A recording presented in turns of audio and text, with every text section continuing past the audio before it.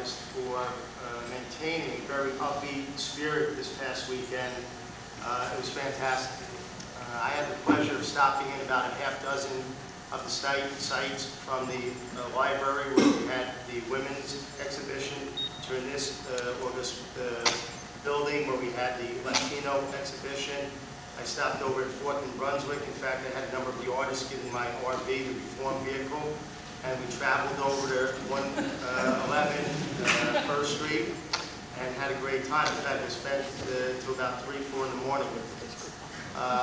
And going over to 111, we're talking about buildings, and I'd like to maybe put this in somewhat of perspective: historic versus special improvement district. I sit in a ward, or I represent a ward, that has 2 special improvement districts. We have the Journal Square Special Improvement District, and we have the McKinley Square. And if you were to ask the representatives of those bodies whether or not everybody in that district wanted to be there, the answer would be no. The second piece is that there's a specific reason that these areas are marked out as they are. And I believe the same is the case with this. When we went through there with the RV and with the artists, it's not just the buildings. You look at the sidewalks, and you look at the streets with the cobblestones and the train tracks. There's an ambiance there. So the question before this body, I think the controversial question, has always been whether or not to include 111 or 110 in this particular designation.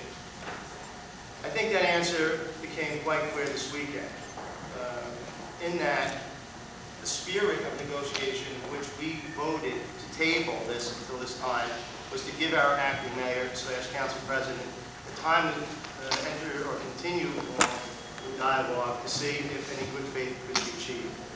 That did not come about. In fact, as I was quoted in today's local daily, the Jersey Journal, I thought that the behavior of the office was quite silly. So, looking at the whole measure, I think for this body, it boiled down to whether or not to include this or not, because I do believe that most of my colleagues favored making this particular area a powerhouse arts district. For me, I met with the lawyers, I spoke to Bob Cotter, I've reflected on it, I kept an open mind. And it led me down to this. I hear about salvageability versus safety. I think that, as Steve Gucciardo said, and as we here on this body looked and seen our own employees throughout our city who've gone over there, and I believe it was the law firm today who handed us the citations within this building. The question is, can it be saved versus knock it down? Why say make every attempt to save it first before you attempt to do anything else? So, having said that, and then the last thing is cost. When we look at it, we say, well, it will be a cost to the people of Jersey City versus, if we just vote not to do this, then we can let it go and develop it will be jobs. As Mary Downey said, there'll be jobs.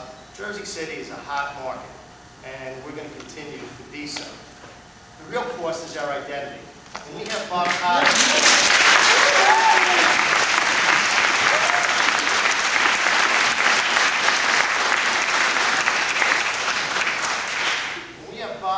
our city planner, waking up every day of his life wishing that this was Paris. I say, let's make this a powerhouse arts district, and maybe the Statue of Liberty, a gift from Paris, will turn around and take notes.